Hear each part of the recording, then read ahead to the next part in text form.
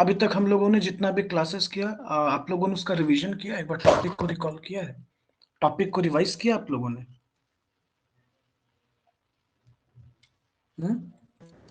बच्चों,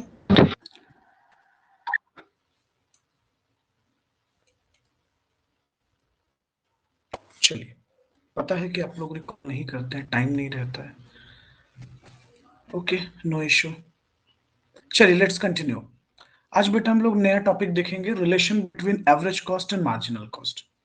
एग्जाम में अक्सर इससे क्वेश्चन आता है, तो आज हम लोग देखेंगे relation between AC and MC. Average cost और मार्जिनल कॉस्ट के बीच क्या रिलेशन है, इस रिलेशन को हम लोग ऑब्जर्व करेंगे। लेकिन सर, इस रिलेशन से पहले हम लोगों को कुछ कैलकुलेशन भी करना होगा, क्योंकि बेटा बिना कैलकुलेशन के तो रिलेशन नहीं पढ़ सकते हम। तो उससे पहले हम लोगों को क्या देखना होगा, कहीं ना कहीं हम लोगों को रिलेशन स्टडी करना होगा। आइए, हम लोग एक डाटा लेते हैं, उस पर कैलकुलेशन करते हैं, तब चीजों को थोड़ा समझते हैं। देखिए, आइए, तो हम लोग एक फिगर उठाते हैं, हाइपोथेटिकल डेटा एक ले लेंगे बेटा, एक इमेजिनरी डाटा लेते हैं। ये हो गया हमारा आउटपुट, और ये हो गया हमारा एवरेज कॉस्ट। अच्छा, एवरेज कॉस्ट तो हम लोग को कैलकुलेट करना होगा। चलिए, तो हम लोग ले लेते हैं टोटल कॉस्ट।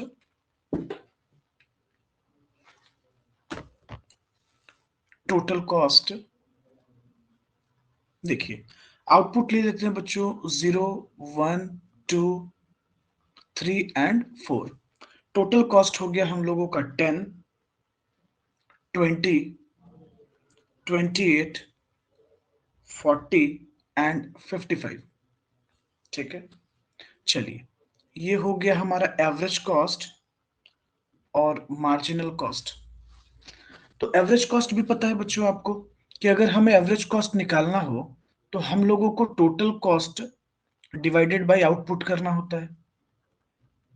तो हम लोग चेक करते हैं बच्चों। चलिए, 0 पे तो एवरेज नहीं होगा, दूसरे पे एवरेज हो गया 20, ये हो जाएगा बच्चों 14, उसके बाद 13.33 और फिर 13.8। अब आप लोग भी चेक कर लीजिएगा। मार्जिनल कॉस्ट हम लोग निकाल लेते हैं। आइए, तो मार्जिनल कॉस्ट भी आपको याद है कि नहीं, हम लोगों ने प्रीवियस क्लास में ही पढ़ा है, total cost n minus total cost n total minus one. Cost n-1। हाँ जी, वेरी गुड। चलो बच्चे, अब बेटा हम लोग टोटल कॉस्ट, ये सॉरी, मार्जिनल कॉस्ट कैलकुलेट कर लेते हैं। 20 माइनस 10, 10 हो गया। 28 माइनस 20, हाँ, 28 माइनस 20 कितना हो गया अपना, 8। उसके बाद 40 माइनस 28, 12, और देन 55 माइनस 40, 15। चलिए, तो हम लोगों ने मार्जिनल कॉस्ट भी कैलकुलेट कर ली। एक चीज ऑब्जर्व करना, आपने एवरेज कॉस्ट और मार्जिनल कॉस्ट में एक रिलेशन ऑब्जर्व करना, जरा देखना। आप सबसे पहले एवरेज कॉस्ट का एक बिहेवियर देखना। एवरेज कॉस्ट बेटा डिक्लाइन करना हुआ, देखिए, 20, 14, 13.3, और एक मिनिमम पॉइंट पर रुक, एक मिनिमम पॉइंट पर रुका, वो इसका मिनिमम पॉइंट है 13.3। उसके बाद जब प्रोडक्शन बढ़ना शुरू हुआ, आउटपुट बढ़ने लगा, तो एवरेज कॉस्ट राइज करने लगा, जो कि 13.8 है। अच्छा, आपने नोटिस किया होगा, एवरेज कॉस्ट, यानी एवरेज कॉस्ट, सॉरी बच्चों, एवरेज कॉस्ट, ध्यान देना आप, एवरेज कॉस्ट डिक्लाइन हुआ, मिनिमम पॉइंट पे रुकने लगा। इसका मतलब sir average cost U shape बन रहा है, बिल्कुल सही। ठीक है, आइएगा बच्चों, मार्जिनल कॉस्ट के बिहेवियर को देखते हैं हम लोग। हम लोगों ने क्या ऑब्जर्व किया, सर हम लोगों ने ऑब्जर्व किया कि मार्जिनल कॉस्ट डिक्लाइन करने लगा। ऑब्जर्व करो बच्चों, 10 से 8 हो रहा है, और फिर हम लोगों ने देखा कि ये एक मिनिमम पॉइंट पर रुका, एक मिनिमम पॉइंट पर रुका, इसके लिए मिनिमम पॉइंट 8 है। फिर आप देखना, जब प्रोडक्शन बढ़ने लगा तो मार्जिनल कॉस्ट राइज करने लगा, मार्जिनल कॉस्ट राइज करने लगा। मतलब एक सिमिलर कैरेक्टर आपको यहां भी दिख रहा है, देखिएगा, एक सिमिलर कैरेक्टर यहां भी दिख रहा है कि मार्जिनल कॉस्ट डिक्लाइन हुआ और फिर मार्जिनल कॉस्ट राइज करने लगा, मतलब मार्जिनल कॉस्ट भी यू शेप बन रहा है। पहले मैंने आपको दोनों का अलग अलग कैरेक्टर दिखाया। देखिए, आप कंफर्म है कि नहीं, एवरेज कॉस्ट जैसे जैसे प्रोडक्शन, बच्चों हम लोग जिस तरीके से प्रोडक्शन को इंक्रीज करते चले जा रहे हैं, तो हम लोगों ने ऑब्जर्व किया कि एवरेज कॉस्ट डिक्लाइन होने लगा, फिर वो मिनिमम पहुंचा, उसके बाद करने लगा। मार्जिनल कॉस्ट के साथ भी सेम कैरेक्टर है और दोनों का दोनों यू शेप बन रहा है। ये हम लोगों ने देखा है, प्रीवियस क्लास में भी पढ़ रखा है। अब जरा देखिएगा आप लोग, बच्चों एक चीज आप ऑब्जर्व कर रहे हो कि दोनों अपने मिनिमम पॉइंट पे तो जरूर आ रहा है, एवरेज कॉस्ट भी, मार्जिनल कॉस्ट भी, लेकिन तुम देखना, मार्जिनल कॉस्ट एवरेज कॉस्ट से पहले अपने मिनिमम पॉइंट पे पहुंच रहे हैं। देखो जरा ऑब्जर्व करना तुम लोग, ये देखना, मार्जिनल कॉस्ट का मिनिमम पॉइंट है 8 और इसका मिनिमम पॉइंट है 13.3। ओके, इसका मतलब बेटा हम लोगों ने क्या क्या देखा, अब ध्यान से क्लियरिफाई करते हैं। देखो, सबसे पहला रिलेशन जो हम लोगों को दिखा वो ये दिखा कि एवरेज कॉस्ट हो बेटा या फिर मार्जिनल कॉस्ट हो, हम दोनों को कैलकुलेट करते हैं टोटल कॉस्ट से। पहला रिलेशन तो हमें यही पता चला कि अगर हमारे पास टोटल कॉस्ट हो तो हम मार्जिनल कॉस्ट और एवरेज कॉस्ट दोनों निकाल सकते हैं, पहला रिलेशन। दूसरा रिलेशन ऑब्जर्व करना बेटा आप लोग ध्यान से, सर एवरेज कॉस्ट भी डिक्लाइन कर रहा है और मार्जिनल कॉस्ट भी डिक्लाइन कर रहा है। देखो, इनिशियल फेज में तो दोनों डिक्लाइन कर रहे हैं ना, एवरेज कॉस्ट भी डिक्लाइन कर रहा है और मार्जिनल कॉस्ट भी डिक्लाइन कर रहा है, लेकिन आप ध्यान दिए एवरेज कॉस्ट बड़ा है मार्जिनल कॉस्ट से। देख लो, ये 20, ये 10, ये 14, ये 8। ओके, उसके बाद तीसरा रिलेशन शायद आप लोगों ने ध्यान दिया कि नहीं, बेटा एवरेज कॉस्ट हो या मार्जिनल कॉस्ट हो, दोनों के दोनों अपने मिनिमम पॉइंट पे पहुंच रहे हैं।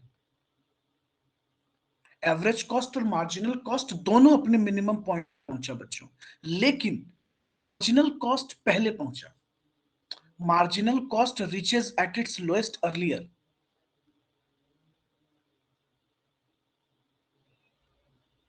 Reaches at its lowest earlier. Agree होगी इस बात से। अब देखो ना, एवरेज कॉस्ट 13.3 सबसे मिनिमम है, मार्जिनल कॉस्ट 8 मिनिमम है, लेकिन मार्जिनल कॉस्ट पहले पहुंचा है।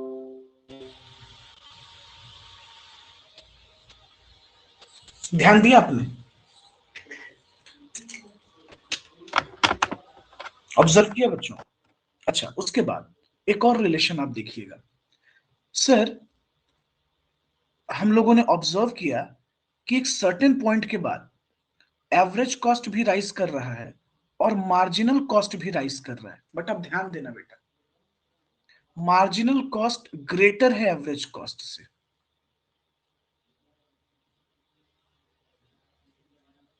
बोलिए, आप यस एग्री सर। हैं,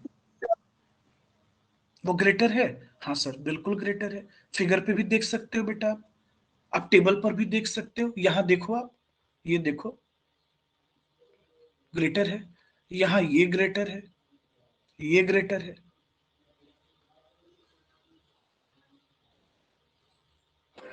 चलिए आइए, अब हम आपको डायग्रामेटिकली समझाते हैं। देखिए, हम लोग पढ़ क्या रहे थे बच्चों, तो हम लोग देख रहे थे relation between average cost and marginal cost.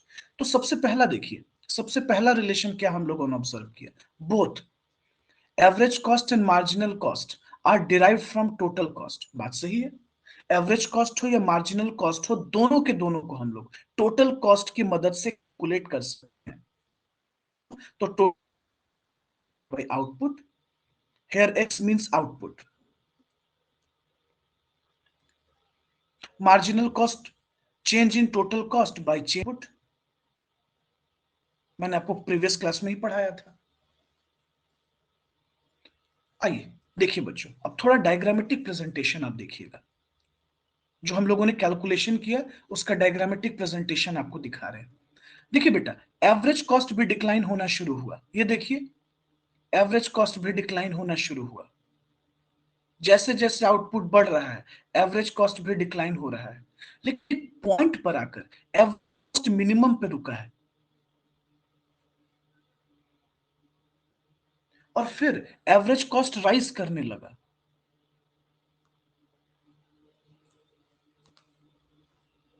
ध्यान दीजिएगा बच्चों, मार्जिनल कॉस्ट का भी सेम कैरेक्टर था। मार्जिनल कॉस्ट भी बेटा डिक्लाइन किया और आकर अपने मिनिमम पॉइंट पर रुका। देखिए हम आपको बताना चाह रहे, ऑब्जर्व कीजिएगा बेटा, जब मार्जिनल कॉस्ट अपने मिनिमम पॉइंट एवरेज कॉस्ट को कट नहीं कर रहा है, लेकिन आप ध्यान दीजिएगा जब एवरेज पर है तो वो मार्जिनल कॉस्ट को कट कर जा रहा है। देखिए, मार्जिनल कॉस्ट तो मिनिमम इस पे है ना बेटा, ये ग्रीन वाले पॉइंट पर जो हम ग्रीन से डिनोट कर रहे हैं, वहां मिनिमम है ना। लेकिन मार्जिनल कॉस्ट ने एवरेज कॉस्ट को तो कट नहीं किया, एवरेज कॉस्ट मिनिमम पर कॉस्ट को कट कर रहा है। एक रिलेशन हम आपको बता रहे हैं, ऑब्जर्व करो। यानी आपने ये देखा कि जब एवरेज कॉस्ट अपने मिनिमम पॉइंट पे होता है तो वो मार्जिनल कॉस्ट के बराबर होता है। When average cost is at it is equal to marginal cost. उसके बाद देखिएगा बेटा, फिर मार्जिनल कॉस्ट राइज करने लगा, लेकिन राइज करते समय मार्जिनल कॉस्ट ग्रेटर हो गया है एवरेज कॉस्ट से। तो देखिए दूसरा दूसरा रिलेशन देखिएगा बच्चों, mathematically derivation of AC and MC values from TC. बात सही है, मैथमेटिकली हम इससे कैलकुलेट कर सकते हैं। तीसरा देखिएगा बेटा, ग्राफिकली देखिएगा। ग्राफिकल डिराइवेशन पे अगर हम लोग बात करें कि अगर हमें मार्जिनल कॉस्ट कर्व को डिराइव करना है या रिप्रेजेंट करना है, जैसे कि फिगर 6.9 में बना हुआ है, ये 6.9 यही फिगर है, इसके लिए हमको टीसी चाहिए। दूसरा, एवरेज कॉस्ट हो बेटा, मार्जिनल कॉस्ट हो, दोनों के दोनों यू शेप में होते हैं। हम लोगों ने ये सीखा। फिर हम लोगों ने ये देखा कि जब व्हेन मार्जिनल कॉस्ट और average cost falls, average cost is greater. मैंने अभी जस्ट आपको समझाया बेटा, एवरेज कॉस्ट और मार्जिनल कॉस्ट तब बराबर होते हैं जब एवरेज कॉस्ट मिनिमम पर होता है। अभी जस्ट मैंने आपको बताया। और राइज करते समय बच्चों मार्जिनल कॉस्ट ग्रेटर हो जाता है। बोलिए।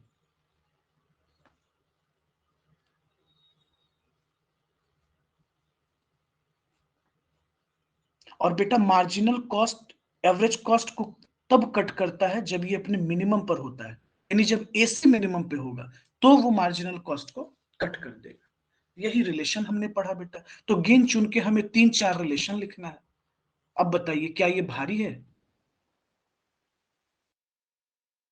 इतना नो आपको सर। क्लियर नहीं हुआ?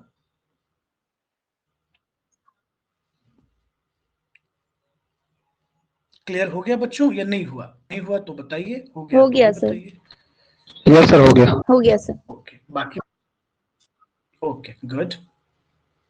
और कोई बच्चे पूछेंगे तो प्लीज पूछिए। क्लास में बैठने से चुपचाप नहीं होगा, आपको बोलना पड़ेगा, बोलेंगे तभी सीखेंगे ना। पूछिए।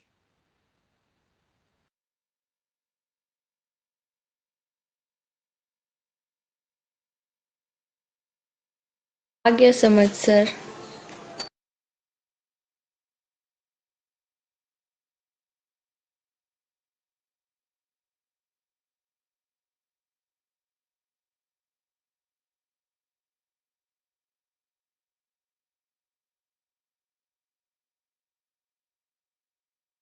नोट डाउन कर लेना सर।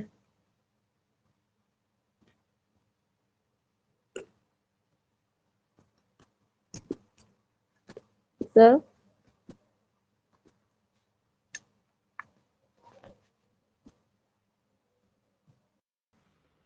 Yes sir. सभी बच्चों को आवाज जा रही है? Okay, note down.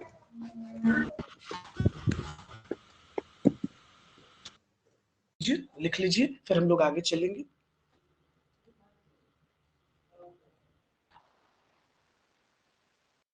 लोगों ने नोट्स बनाया है बच्चों? हाँ सर, लिख तो यस रहे सर। थे, इधर इस करेंगे चैप्टर तो दिखेगा ना सर।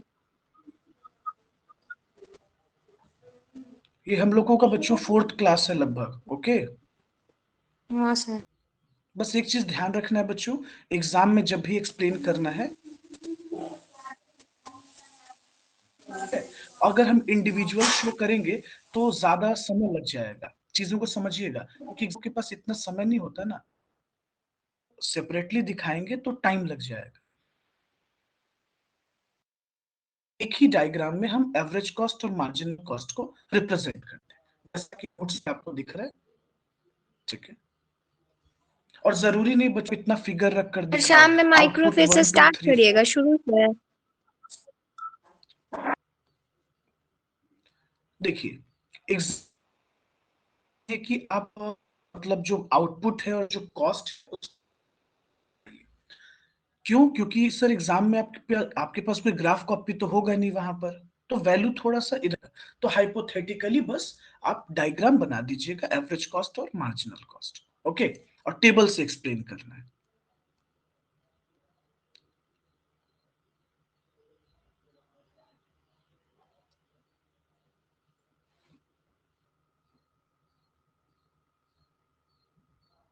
चलिए बच्चों, तो रिलेशन तो हम लोगों ने देख लिया।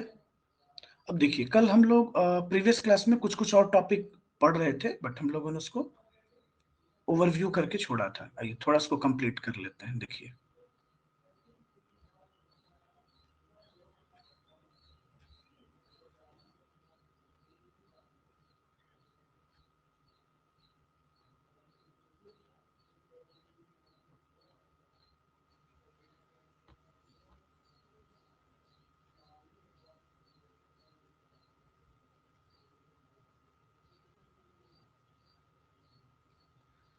आइए बच्चों,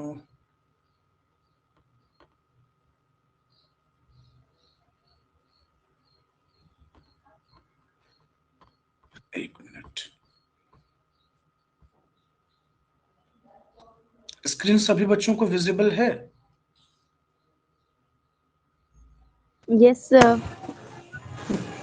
ओके,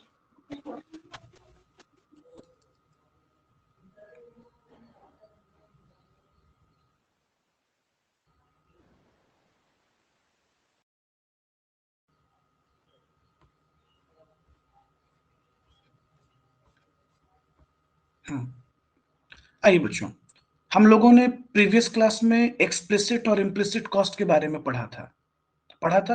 आइए थोड़ा सा डिफरेंस देख लेते हैं एक्सप्लिसिट और इम्प्लिसिट कॉस्ट का। एक्सप्लिसिट और इम्प्लिसिट कॉस्ट के बारे में बेसिकली मैंने क्या बताया था, कुछ याद है या आप लोग भूल गए हो? याद है कुछ? ये सर एक्सप्लिसिट कॉस्ट वो है यस जिसके सर, लिए हमें याद पैसा है। देना पड़े। ओके, चलो, तो मोटा मोटी आपको तो याद है। आइए देखिए बेटा, हम लोग अब थोड़ा पॉइंट ऑफ व्यू से देखते हैं। एक्सप्लिसिट कॉस्ट में कहता है it includes actual money expenditure, मतलब एक्चुअल जिसका मनी एक्सपेंडिचर किया गया हो, incurred by the firm in hiring और buying the factor it needs in production process. मतलब प्रोडक्शन प्रोसेस में जिस फैक्टर हम परचेस करते हैं या फिर भाड़े पर लाते हैं, उसके बदले में जो पेमेंट करते हैं, दैट इज कॉल्ड एक्सप्लिसिट। लेकिन कहता है it is actual money expenditure but its cost of factor owned in its production process। अब जैसे एग्जांपल देखिएगा, बहुत सारा ऐसा एक्सपेंडिचर होता है जो इंक्लूड तो होता है बेटा, हम इंक्लूड करते हैं बट हम एक्चुअली में कोई हम पेमेंट नहीं करते, बट रिकॉर्ड जरूर करते हैं। एग्जांपल डेप्रिसिएशन, बट हम डेप्रिसिएशन को as an expense, as an expenditure दिखाते हैं, लेकिन क्या उसका किसी को पेमेंट करते हैं? तो जवाब है नहीं, बट कॉस्ट तो है। डेप्रिसिएशन हमारा लगा तो बेटा वो कॉस्ट है। आगे क्या बोलता है, it is book of account and दस कॉल्ड अकाउंटिंग कॉस्ट। कहने का मतलब बेटा कि जितने भी एक्सप्लिसिट कॉस्ट हैं सब अकाउंटिंग कॉस्ट है, क्योंकि हम इसको बुक्स ऑफ अकाउंट्स में रिप्रेजेंट करते हैं, नो डाउट। लेकिन इम्प्लिसिट कॉस्ट में कुछ ऐसे कॉस्ट है जो शो नहीं होते, जैसे बेटा डेप्रिसिएशन। डेप्रिसिएशन मीन्स दिखता है, नो डाउट, हम इसको दिखाते हैं। लेकिन अगर फॉर एग्जांपल ले लो कि एक पर्सन है जिनका नाम है मिस्टर एक्स, ये अपने ही घर पर एक रूम है जिसमें इन्होंने अपना ऑफिस बना रखा है, ये खुद को रेंट नहीं देते, तो वैसे एक्सपेंडिचर को हम शो नहीं करते। तो इम्प्लिसिट कॉस्ट का मतलब हुआ वैसा फैक्टर जिसको ऑनर जो है ओन्ड करता है, ऑनर उसका मालिक है। फॉर एग्जाम्पल, को तो हम सैलरी नहीं देते, तो हम इसको शो तो सर नहीं करते आवाज बेटा। आपका कट लेकिन कट वही जाता काम है अगर बीच में। आवाज में प्रॉब्लम आ रही है भाई, क्या हो गया सभी के साथ? चलिए कंटिन्यू करते हैं। तो देखिए, जो इम्प्लिसिट कॉस्ट होता है वो फैक्टर होता है जिसको एक ऑनर खुद ओन करता है। जैसे बेटा उसका खुद का घर हो, वो वहां बिजनेस चला रहा हो, तो वो खुद ऑनर है। जैसे एग्जांपल ले लीजिए, वेजेस ऑफ सेल्फ लेबर। जब हम खुद काम करते हैं बेटा, तो खुद को तो कभी सैलरी नहीं देते। Rent for the self own premises, आप ही का घर है और आप अपने ही घर पे अपना ऑफिस चलाते हो, आपने अपना शॉप है, अपना ऑफिस ओपन कर रखा है, तो खुद को तो हम रेंट नहीं देते ना। तो ऐसे एक्सपेंसेस को हम शो नहीं करते। तो इस तरह के एक्सपेंस क्या कहे जाते हैं? इम्प्लिसिट कॉस्ट कहे जाते हैं। ऐसे एक्सपेंस को हम क्या बोलते हैं बच्चों? इम्प्लिसिट कॉस्ट कहते हैं। ओके, चलिए, तो होप सो आपको एक्सप्लिसिट और इम्प्लिसिट कॉस्ट समझ में आया होगा। एक्सप्लिसिट कॉस्ट जिसका हम एक्चुअली में डिसबर्समेंट करते हैं, पेमेंट करते हैं, एक्चुअली में कोई डिसबर्समेंट नहीं करते, कोई कॉन्ट्रैक्चुअल पेमेंट नहीं करते। जो एक्सप्लिसिट कॉस्ट है वो अकाउंटिंग कॉस्ट है, क्योंकि उसको हम बुक्स ऑफ अकाउंट्स में रिप्रेजेंट करते हैं, प्रेजेंट किया जाता है, शो किया जाता है, इसलिए वो एक्सप्लिसिट कॉस्ट है। लेकिन जो इम्प्लिसिट कॉस्ट है बच्चों, वो बुक्स ऑफ अकाउंट्स में रिप्रेजेंट नहीं होता, उसको हम बुक्स ऑफ अकाउंट्स में रिप्रेजेंट नहीं करते हैं समझ में। तो ये डिफरेंस है आपका, क्लियर? कहा जाता है जो एक्सप्लिसिट कॉस्ट पेमेंट कॉन्सेप्ट है, एक्सप्लिसिट कॉस्ट एक है। क्यों भाई? Received by the producer applied sir, अगर समझे, बिजनेस के पॉइंट ऑफ व्यू से ये पेमेंट जरूर है, लेकिन ऑनर के पॉइंट ऑफ व्यू से रिसिप्ट कॉन्सेप्ट है। खैर, आपको इस पर नहीं जाना है, आपको इस पर बच्चे के लिए इतना दिमाग नहीं लगता है, ठीक।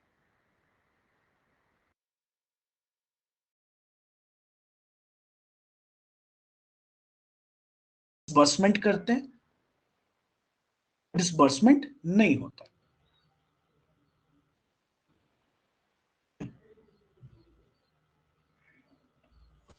चलिए, होप सो बच्चों यहां तक क्लियर होगा। देखिए, एक एग्जांपल है आपके समझने के लिए।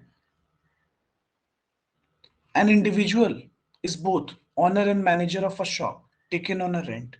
Identify the implicit and explicit cost from this information. बताओ तो बेटा जल्दी से, इम्प्लिसिट कॉस्ट क्या है? Estimated salary of the owner. Owner का जो सैलरी है वो इम्प्लिसिट कॉस्ट है, लेकिन जो हम अपने स्टाफ को देंगे वो एक्सप्लिसिट कॉस्ट है, क्योंकि हम उसका एक्चुअली में पेमेंट करेंगे, डिसबर्समेंट करेंगे। Got the point?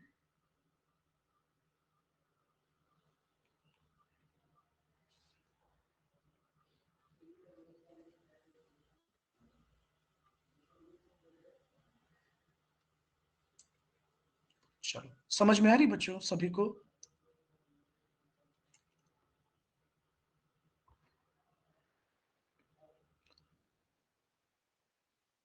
लोगों ने पढ़ रखा था। आइए, आज हम फिक्स कॉस्ट और वेरिएबल कॉस्ट भी मैंने आपको पढ़ाया है बड़ी। अब हम थोड़ा सा फिक्स कॉस्ट और वेरिएबल कॉस्ट का डिफरेंस बताते हैं। सब लोग ध्यान से देखिएगा। बोलता है कि fix cost incurred on fixed factor of production. मतलब जितने भी फिक्स्ड फैक्टर, जैसे मशीन हो गया, बिल्डिंग हो गया, जब हम इसका इंश्योरेंस करवाते हैं तो ये सब फिक्स्ड कॉस्ट है, ये फिक्स्ड फैक्टर है, ये हमेशा फिक्स्ड रहेगा। मतलब हमारे परमानेंट एम्प्लॉय, अगर आपकी कंपनी में एक परमानेंट एम्प्लॉय काम कर रहा है, बदलते थोड़े हो बार बार। वो फैक्टर क्या है बेटा आपके लिए, फिक्स्ड है ना।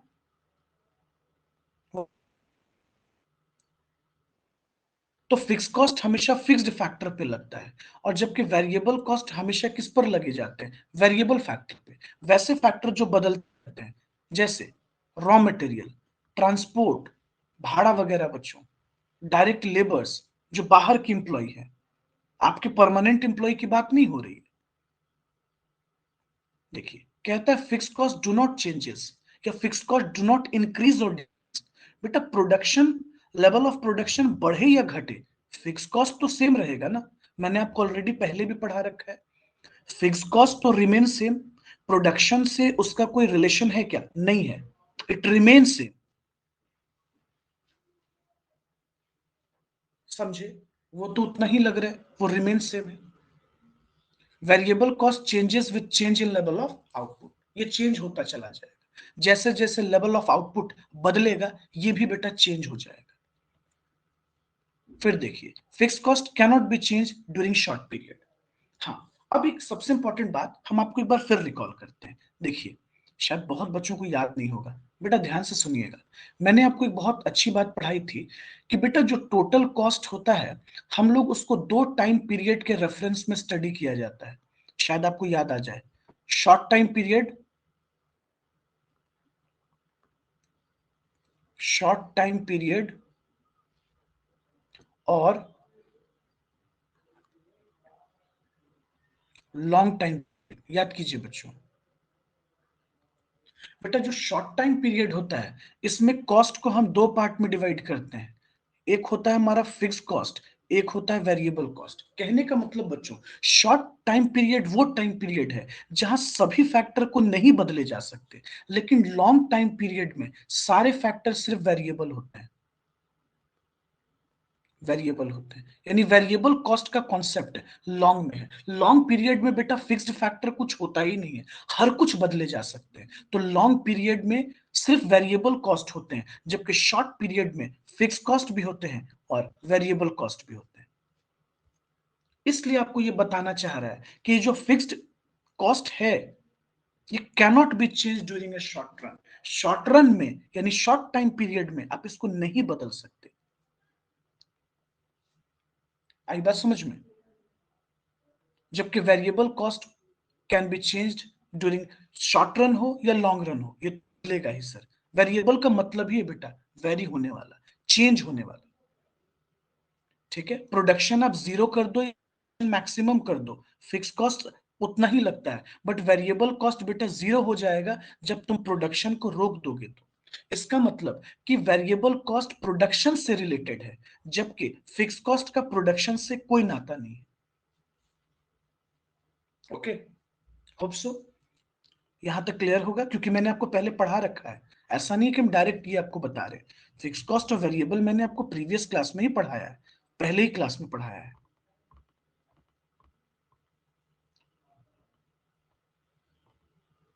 चलिए बेटा क्लियर हुआ,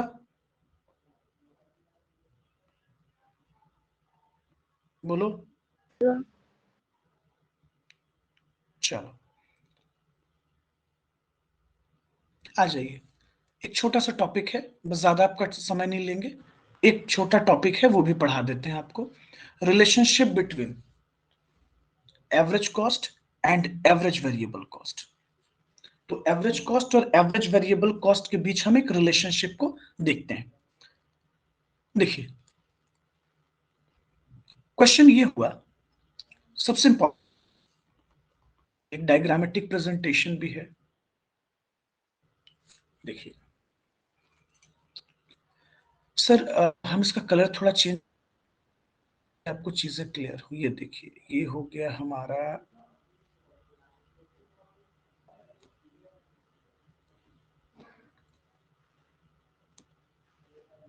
एवरेज कॉस्ट, और ये हो गया हमारा एवरेज वेरिएबल कॉस्ट। एक चीज ऑब्जर्व कीजिएगा बच्चों, एवरेज कॉस्ट हो या एवरेज वेरिएबल कॉस्ट, सबसे इंपॉर्टेंट बात कि अगर हम एवरेज कॉस्ट को स्टडी कर रहे हो या एवरेज वेरिएबल कॉस्ट को स्टडी कर रहे हो, दोनों को कैलकुलेट हम टोटल कॉस्ट की मदद से कर सकते हैं। सबसे पहला रिलेशन। एक बात बताइए बेटा, हम लोग को पता है ना टोटल कॉस्ट कैसे आता है, तो फिक्स कॉस्ट और वेरिएबल कॉस्ट को ऐड करने पे। तो सर अगर हम टोटल कॉस्ट से फिक्स कॉस्ट को माइनस कर देते तो हमारे पास वेरिएबल कॉस्ट आ जाता, बिल्कुल आ जाता।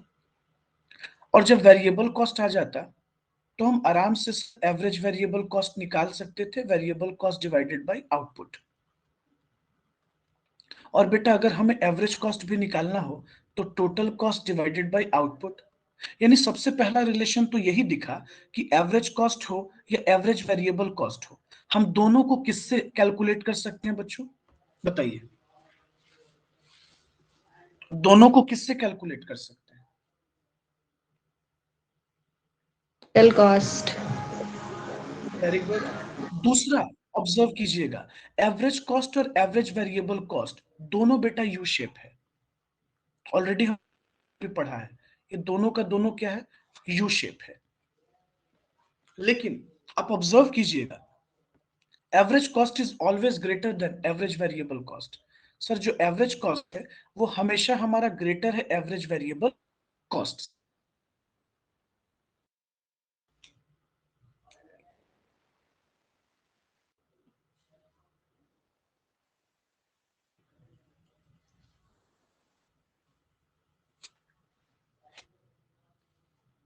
जाहिर सी बात है सर, एवरेज कॉस्ट में फिक्स कॉस्ट भी ऐड होता है तो ग्रेटर तो होगा ही सर, लॉजिकल बात है कि नहीं बच्चों?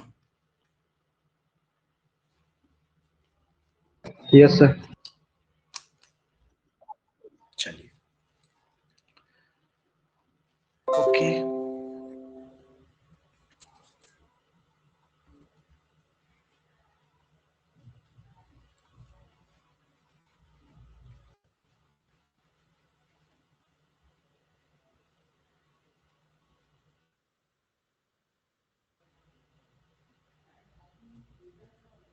अच्छा हम लोगों ने कुछ कुछ कैलकुलेशन भी सीखा था ना,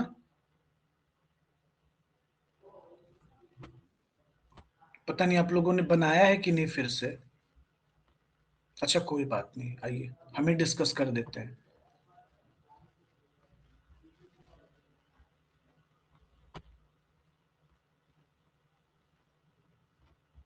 बनाए थे सर।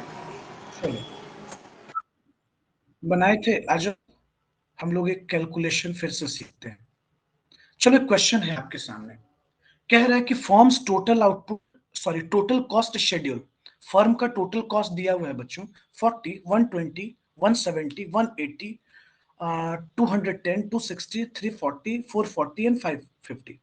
कह रहा है find total fix cost. Firm का टोटल फिक्स कॉस्ट कितना है, और एएफसी, एवीसी, एटीसी और मार्जिनल कॉस्ट शेड्यूल। यानी ये कॉस्ट आपको कैलकुलेट करना है, आपको बताना है कि इसका फिक्स कॉस्ट क्या है, इसका वेरिएबल कॉस्ट क्या है, इसका एवरेज वेरिएबल कॉस्ट क्या है, और एवरेज फिक्स कॉस्ट क्या है, और एवरेज टोटल कॉस्ट क्या है। बेटा एवरेज कॉस्ट को ही हम बोल देते हैं एवरेज टोटल कॉस्ट, समझे? जिस तरीके से हम लोग वेरिएबल कॉस्ट को बोल देते हैं ना टोटल वेरिएबल कॉस्ट, समझे? जिस तरह से हम लोग एवरेज वेरिएबल कॉस्ट को भी बोल देते हैं। चलो तो परेशान मत हो ना, चलो कैलकुलेट करो तो, फटाफट सब लोग कैलकुलेट करो तो देखते हैं आप लोग कैलकुलेट कर पाते हो कि नहीं।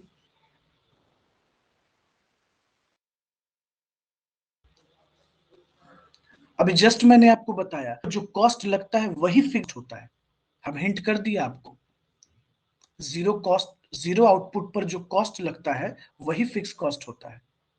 यानी फिक्स कॉस्ट आपका 40 है। फॉर्मूला याद कीजिए बच्चों, टोटल कॉस्ट अगर हम फिक्स कॉस्ट और वेरिएबल कॉस्ट को जोड़ दें तो आ जाता है, तो वेरिएबल कॉस्ट अगर हो, टोटल कॉस्ट से फिक्स कॉस्ट घटा दिया जाए, अगर हमें एवरेज फिक्स कॉस्ट निकालना हो तो फिक्स कॉस्ट से आउटपुट को डिवाइड कर दिया जाए। एवरेज वेरिएबल कॉस्ट निकालना हो बेटा तो variable cost divided by output, मैंने आपको बता रखा है। अगर हमें मार्जिनल कॉस्ट निकालना हो तो TCN minus TCN minus 1। Let's calculate, चलो फटाफट कैलकुलेट करो सभी बच्चे। उतना देर से तुम लोग कैलकुलेट कर रहे हो, अभी तक कैलकुलेशन एक नहीं सर हो आया गया। है। सभी बच्चों ने कैलकुलेट कर लिया, चलिए हम लोग मिलाते हैं, ठीक है। देखिए सर एक चीज तो हम लोग कंफर्म हो गए थे कि fix cost sir remain fixed होगा। फिक्स कॉस्ट फिक्स्ड है सर, इसमें तो कोई दिमाग ही नहीं लगाना है ना सर, ये तो फिक्स्ड है। अब सर वेरिएबल कॉस्ट लाना है तो सर वेरिएबल कॉस्ट लाने के लिए सिंपल क्या करना था, हमें माइनस करना होगा। ज्यादा दिमाग थोड़ी लगाएंगे सर, हम लोगों को क्या करना है सर, माइनस करना है। हम लोग जैसे जैसे सब्सट्रैक्ट करते चले जाएंगे आ जाएगा आंसर। आइए तो माइनस किया तो कितना आया बच्चों? 80, 65। सर ये जीरो ही हो जाएगा, यस सर। माइनस 130 हो गया। इस तरह हम घटाते चले गए बच्चों, सब्सट्रैक्ट करते चले गए। Very good. 170, अब देखिए 220। जब वेरिएबल, हाँ जब वेरिएबल कॉस्ट आ जाएगा बच्चों, वेरिएबल कॉस्ट आ जाएगा तो हमें क्या लाना है, एवरेज वेरिएबल कॉस्ट। डिवाइड करते चले जाएंगे, जीरो पे तो एवरेज होगा नहीं। Yes sir. 80 divided by 1 80, 130 divided by 2 65, 140 divided by 3 46.6, नहीं 1 कितना 46.6। अच्छा 46.6। इस तरीके से हम कैलकुलेट करते चले गए बच्चों। एवरेज फिक्स कॉस्ट निकालना है तो 40 डिवाइडेड, जीरो पे तो होगा नहीं, 40 divided by 1 40, 40 divided by 2 20, 40 20। Divided by 3। इस तरीके से हम लोग कैलकुलेट करते चले जाएंगे। चलो तो अब मिलाइए कितने बच्चों ने सही कैलकुलेट किया, कितनों ने गलत कैलकुलेट किया है। और अगर किसी का मार्जिनल कॉस्ट गलत कैलकुलेट हुआ है तो बताइए।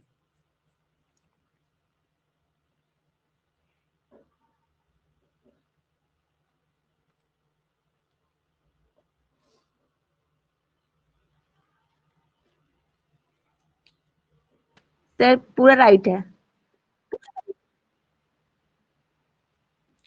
चलो सभी बच्चे मिला लो।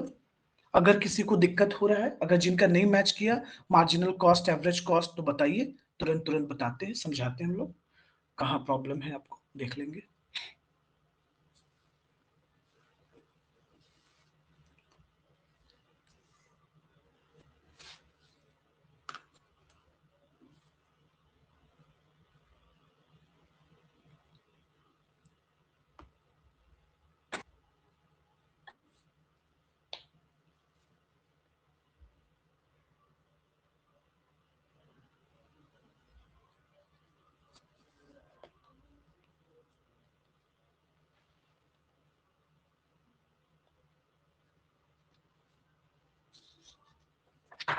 चलिए होप सो किसी बच्चे को प्रॉब्लम नहीं होगा, क्योंकि जब आप लोग कुछ पूछ नहीं रहे हो तो मतलब प्रॉब्लम नहीं है। आइए बच्चों कुछ क्वेश्चंस थोड़ा सा डिस्कस करते हैं हम लोग।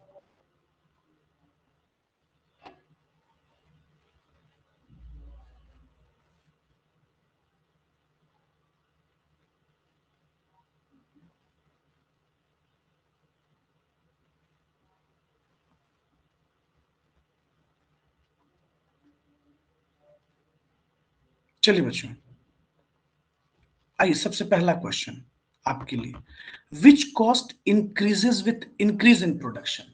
इसमें से ऐसा कौन सा कॉस्ट है बच्चों जो प्रोडक्शन के वेरिएबल साथ, कॉस्ट। सिंपल बात, इसमें से कौन सा कॉस्ट के साथ इंक्रीज करता चला जाएगा। तो अभी जस्ट मैंने आपको बताया था, एकदम से याद कीजिए, जस्ट मैंने आपको सिखाया था कि बेटा जो यस वेरिएबल सर। कॉस्ट होता है वो प्रोडक्शन के साथ करता है, वो प्रोडक्शन के साथ क्या होता है, वेरी करता है। चलिए तो इसका मतलब सर, तुरंत आंसर हम लोगों को मिल गया, वेरिएबल कॉस्ट। क्यों? क्योंकि ये प्रोडक्शन के साथ क्या हो रहा है, वेरी कर रहा है। एज प्रोडक्शन इंक्रीजेस, बेटा जैसे जैसे प्रोडक्शन बढ़ता चला जाएगा वेरिएबल कॉस्ट भी बढ़ेगा, जैसे जैसे प्रोडक्शन घटेगा वेरिएबल कॉस्ट घटेगा। बेटा जब प्रोडक्शन जीरो तो वेरिएबल कॉस्ट भी zero, production maximum variable cost maximum. Simple. चलो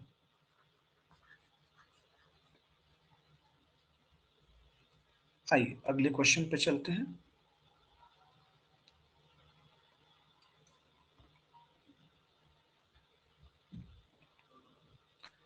sir which of the following curve is never U shape?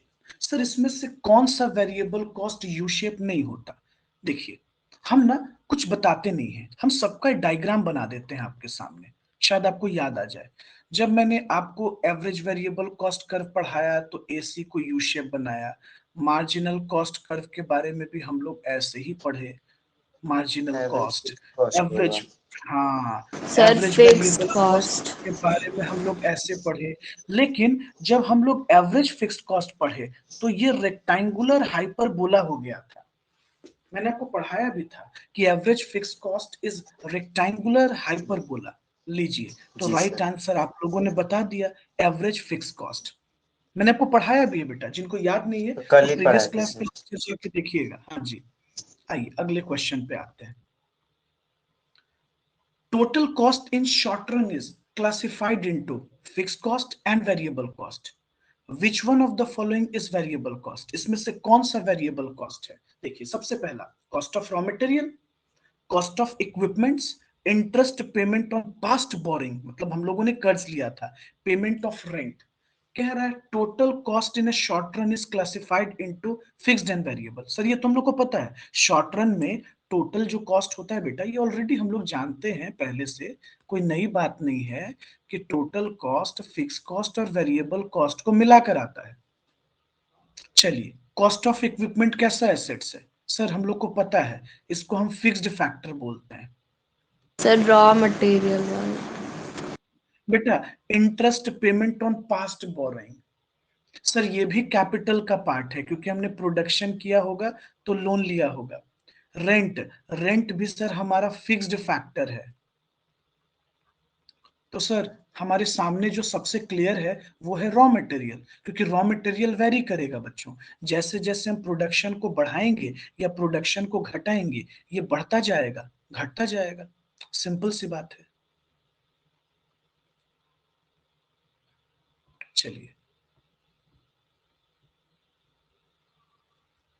चलिए ये क्वेश्चन जो है जोया के लिए है।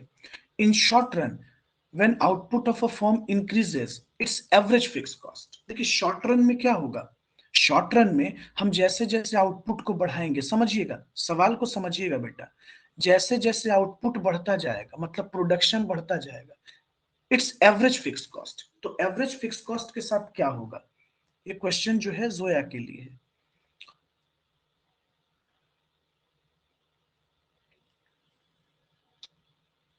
अगर कोई भी बच्चा क्लास में अटेंटिव होकर सुन रहा है तो वो तुरंत रिस्पॉन्स करेगा, अगर वो क्लास में प्रेजेंट है तो। और बच्चे के नाम लेने के बाद भी बच्चा अगर चुप है तो इसका मतलब आप समझते हैं क्लास में लॉगिन कर लिया गया और बच्चा बिजी है। नहीं सर, सुन रहे हैं। तो जल्दी बताइए।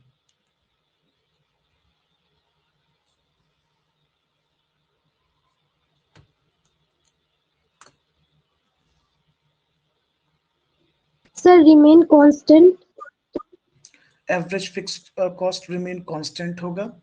तो बहुत अच्छी बात है जोया, बहुत क्लैप आपके लिए होना चाहिए कि आप प्रीवियस टॉपिक को बहुत ध्यान से पढ़ती हैं, ठीक है, और दिन भर पढ़ाई में लगन से आप पढ़ाई कर रही हैं, पढ़ाई में लगी हुई हैं, तो ये बहुत प्राउड की बात है हमारे लिए।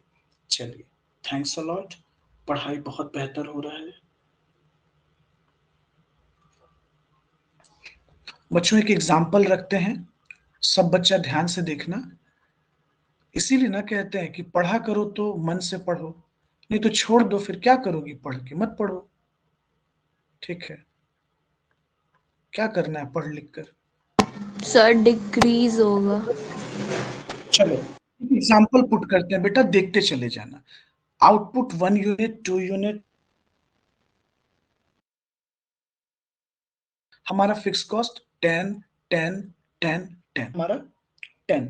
दूसरा एवरेज हो गया 5, तीसरा एवरेज हो गया 3.3, उसके बाद एवरेज हो गया 2.5। बेटा एक बात बताओ, जैसे हम प्रोडक्शन बढ़ाते चले गए, आउटपुट बढ़ाते चले गए, प्रोडक्शन को ज्यादा से ज्यादा बढ़ाते चले गए, तो एवरेज फिक्स कॉस्ट घटता चला गया।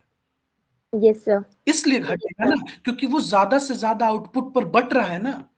फॉर एग्जाम्पल आप सोचो, एक दुकानदार है, एक नॉर्मल जैसा सोचो ना, एक शॉपकीपर है जो महीने का 10,000 रुपया रेंट देता है। बेटा ये जितना ज्यादा से ज्यादा बेचेगा, सेल करेगा, प्रोड्यूस करेगा, तो इसका रेंट अलग अलग चीजों पे बढ़ता जाएगा ना, तो इसका एवरेज कॉस्ट घटेगा।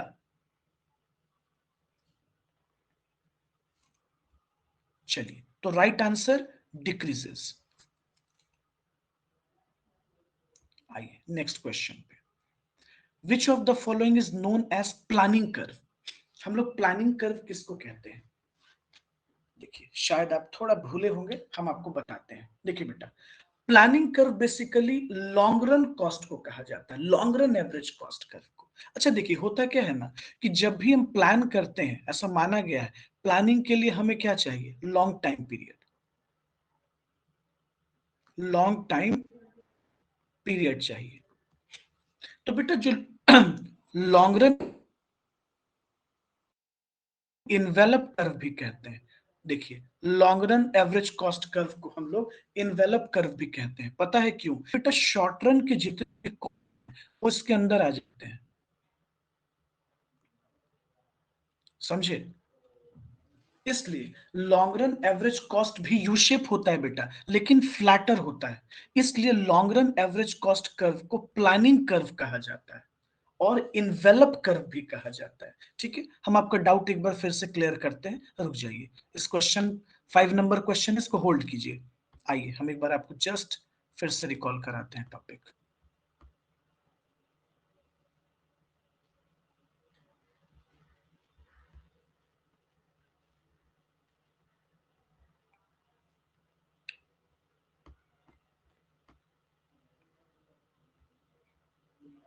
एक मिनट रुकिएगा, चलिए स्क्रीन, हाँ देखिए लॉन्ग रन कर्व कहाँ चला गया? हाँ आइए बेटा, देखिए लॉन्ग रन कॉस्ट कर्व। अच्छा sir, long run curve, long run का मतलब क्या हुआ, पहले इसको समझिएगा। देखिए बेटा, लॉन्ग रन का मतलब होता है वो टाइम पीरियड जिसमें हम सभी फैक्टर ऑफ प्रोडक्शंस को बदल सकते हैं। कहने का मतलब कि लॉन्ग रन वो टाइम पीरियड है, यानी कि लॉन्ग रन हम लोग उस टाइम पीरियड को कहते हैं जिसमें हम सारे फैक्टर को बदल सकते हैं। सारे फैक्टर को क्या कर सकते हैं? बदल सकते हैं, या यूं कह लीजिए वेरिएबल होते हैं। क्या होते हैं भाई? तो वेरिएबल फैक्टर होते हैं। एक मिनट रुकिएगा, पावर लो हो गया।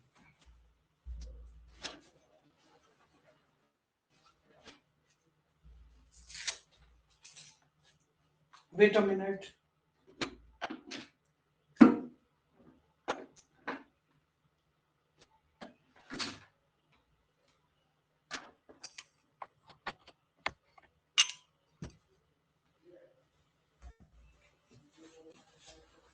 समझना बच्चों, लॉन्ग रन में जितने भी फैक्टर होते हैं ना बेटा, फैक्टर ऑफ प्रोडक्शन, सब के सब वेरिएबल हो जाते हैं। हम सबको बदल सकते हैं, सबको चेंज कर देते हैं। इसलिए कहा जाता है कि लॉन्ग रन में कोई फिक्स्ड फैक्टर नहीं होता, सभी फैक्टर वेरिएबल होते हैं। इसलिए हम इसमें डिसीजंस को बदल पाते हैं, हम एक प्लान कर पाते हैं बेटा, प्लानिंग कर पाते हैं। इसलिए इसको प्लानिंग कर्व भी कहा जाता है। आई बात समझ में? इसलिए हम लोग इसको प्लानिंग कर्व भी कहते हैं। चलो आ जाओ, वापस से क्वेश्चन पे चलते हैं।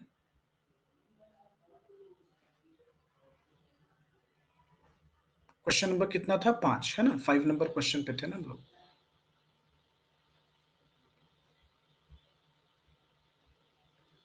आ जाओ, तो हम लोग को आंसर क्या मिला बच्चों? Which of the Long run following is average cost curve. Planning curve? तो long run average cost curve. आइए फिर पूछता है बच्चों, the cost of one thing in terms of alternative, दूसरा अल्टरनेटिव होता है बेटर अपॉर्चुनिटी, जो दूसरा अल्टरनेटिव होता है जिससे हम अपने कॉस्ट को घटा सकते हैं। ठीक है, देखो तुम भूल गए होगे, कोई बात नहीं, भूल गए तो कोई दिक्कत नहीं, हम लोग तुरंत रिकॉल करें।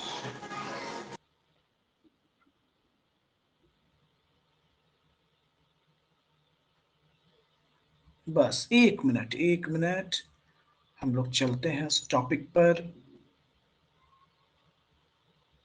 बस पेशेंस रखना है, आ जाओ। ठीक है, एक बार हम फिर बता देते हैं।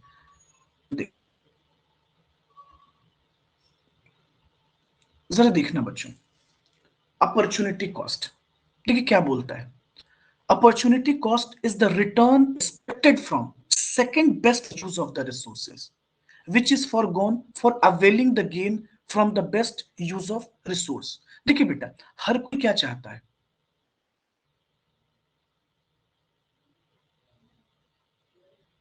हम लोग क्या चाहते हैं, एक प्रोड्यूसर बेटा हमेशा क्या चाहता है, वो बेस्ट अपॉर्चुनिटी, मतलब वो एक बेस्ट अल्टरनेटिव रिड्यूस कर सकता है, क्या करता है, करता है, बेसिकली क्या चाहते हैं, रिड्यूस करना, एक बेस्ट अल्टरनेटिव ढूंढना चाहते हैं। तो कहता है कि अपॉर्चुनिटी क्या है, opportunity cost is expected from second best use of resource, resource का जो दूसरा बेस्ट यूज है, जो हम उससे रिटर्न एक्सपेक्ट करते हैं, क्या समझ में, तो this is known as cost. Example लेते हैं बच्चों, एक किसान है, एग्जांपल लेते हैं, एक फार्मर है, एक फार्मर है बेटा, ये प्रोडक्शन करने बैठा है, आप सोचिए,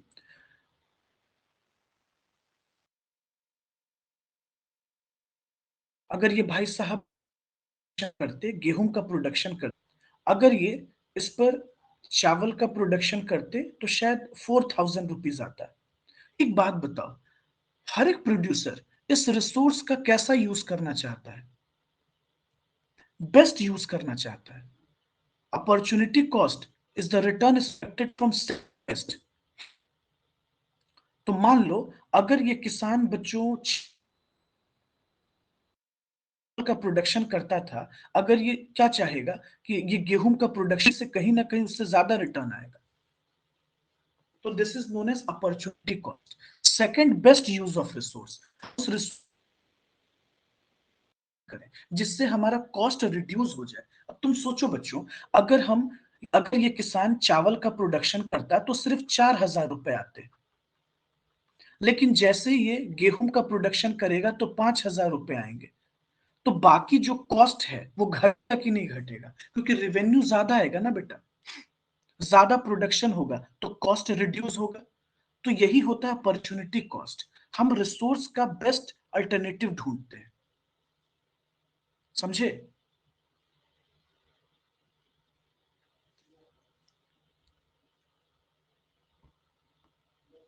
चलिए,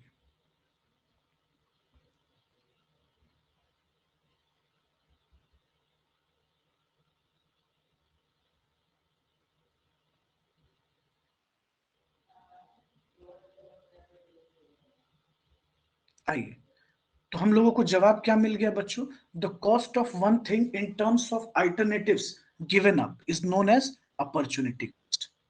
किस कॉस्ट को बोलते हैं, अपॉर्चुनिटी कॉस्ट। कहां है सभी लोग, चुप हो गए, आ जाओ। नेक्स्ट देखो, with which of the following is the concept of, और जानते हैं बेटा मार्जिनल कॉस्ट के बारे में ऑलरेडी हम लोग पीपीसी चैप्टर में पढ़े हैं, प्रोडक्शन पॉसिबिलिटी कर्व, पीपीसी, ऐसे हम रिवीजन कराएंगे तो जो बच्चे भूल गए उन्हें याद आ जाएगा। देखिए, with which of the following is the concept of marginal cost closely related. Sir, marginal का मतलब होता है एडिशनल, वेरी करने वाला, चेंज करने वाला। तो मार्जिनल कॉस्ट का सबसे बेहतर नाता किससे हुआ, वेरिएबल कॉस्ट से। मैंने आपको पढ़ाया भी था बेटा कि अगर मार्जिनल कॉस्ट आपको निकालना हो तो आप टोटल कॉस्ट से तो निकाल ही सकते हो, याद करो। साथ साथ आप मार्जिनल कॉस्ट को वेरिएबल कॉस्ट से भी तो निकाल सकते हो। याद आ रहा है कुछ? बोलिए बच्चों, जल्दी Yes, बोलिए, sir. क्या हो गया? Yes, Yes, sir. sir. क्योंकि मार्जिनल कॉस्ट का मतलब हुआ बेटा वेरिएबल, वेरी करने में। मार्जिनल का मतलब क्या हुआ? Additional, extra. तो एक्स्ट्रा कब लगेगा? जब हम एक्स्ट्रा प्रोडक्शन करते हैं तो एक्स्ट्रा कॉस्ट कब लगता है? किसके कारण लगता है? तो वेरिएबल कॉस्ट के कारण लगता है। तो मार्जिनल कॉस्ट का सबसे बेहतर नाता वेरिएबल कॉस्ट के साथ है। फिर देखिए next question, which of the following statement is correct? चलो जल्दी जल्दी तुम लोग दिमाग लगाओ तो। Average cost is rising, marginal cost must also be rising, मतलब दोनों बढ़ रहे हैं। बात तो सही है। When average cost is rising marginal cost must be falling. नहीं सर, ये गलत है। When average cost is rising Sir, marginal सबसे कॉस्ट, first वाला. नहीं नहीं अभी तय नहीं कर सकते ना, हो सकता है अगला इससे ज्यादा सही हो। When average cost is rising marginal cost is above average cost. अच्छा देखिए क्या कह रहा है, डायग्राम याद कीजिए। एवरेज कॉस्ट है, ये मार्जिनल कॉस्ट और ये एवरेज कॉस्ट।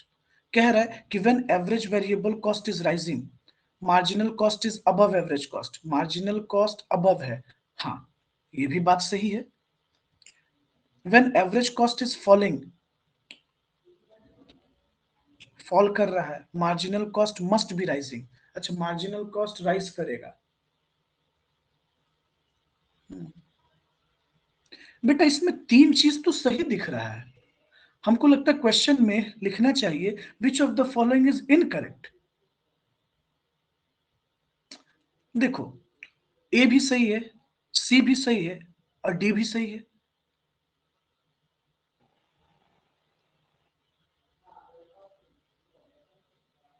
बोलो।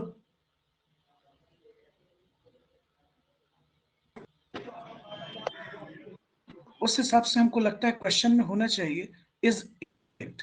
I think so.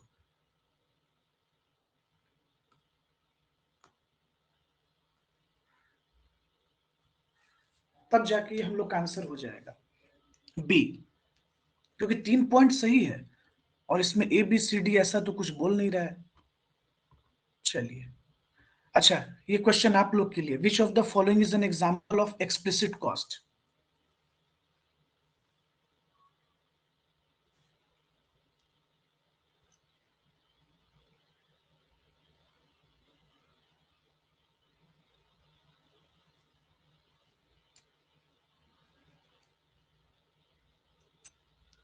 जल्दी बताइए। पेमेंट ऑफ प्रोप्राइटर खुद के पेमेंट का तो होगा नहीं। Sir, C. Very good. Payment of wages bye the firm. Good. चलिए बच्चों, आज क्लास को इतना ही रखते हैं क्योंकि हमको पता है आप लोग इतना ही में जो है इरिटेट हो गए होंगे।